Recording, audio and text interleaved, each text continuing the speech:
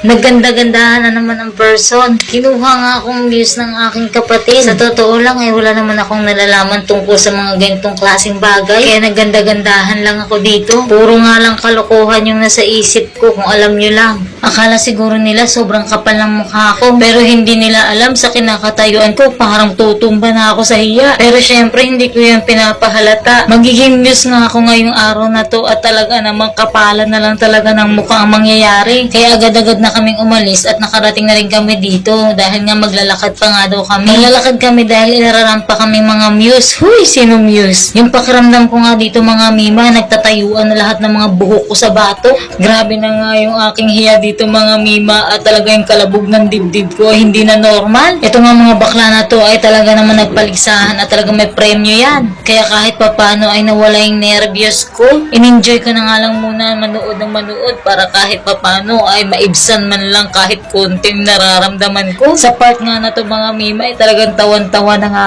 kami. Iniisip ko na nga lang kung may mga buto pa ba sila na pagkatapos ba nito ay hindi ba sasakit ang mga katawan nila. Paniguradong kailangan talaga nila ng Alaksan FR pagkatapos ng laro na to. Hinihintay na nga lang to matapos tapos mag-uumpisa na ang mga muse. Hanggang batch 4 nga pala to mga mima, junior and senior at meron mga kabataan at may isa pa. Hindi ko nga lang alam ang tawag sa mga ganun kasi nga first time na nangyari sa buhay ko. Grabe talaga yung mga bakla. Grabe yung tawanan namin dito. Ang saya-saya pala manood pero hindi masaya maging muse. Nakaka-nervyos. Malakas lang talaga yung topak ng kapatid ko at napagtripan ako. Parang tumataas na yung BP ko dito mga mima dahil nga talagang palapit na matapos ay nininervyos na ako.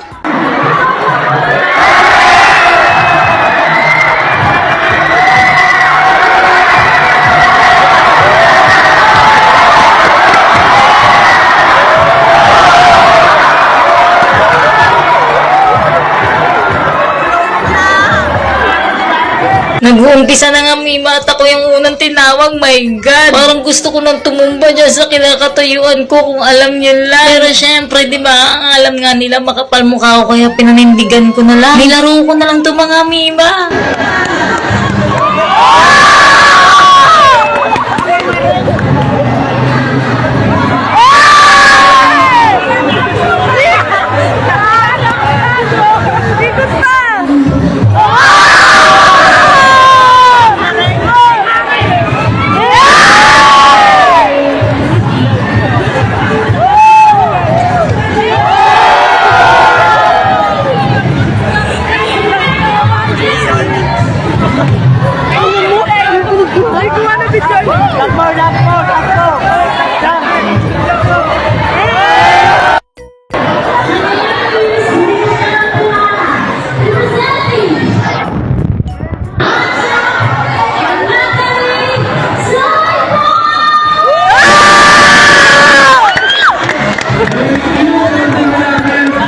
Dito nga ay malapit na matapos mga mima kaya last na rampa na namin to. 4 nga lang kaming mga senior mga mima pero mukhang palakasan. Charis lang. Hindi man ako pinalad ngayong araw nito mga mima pero nakakatuwa yung experience na to kasi sobrang saya. Alam ko naman sa sarili ko na winner ako dahil binigay ko yung best kong kalokohan. Kaya hanggang dito na lang muna. Bye bye!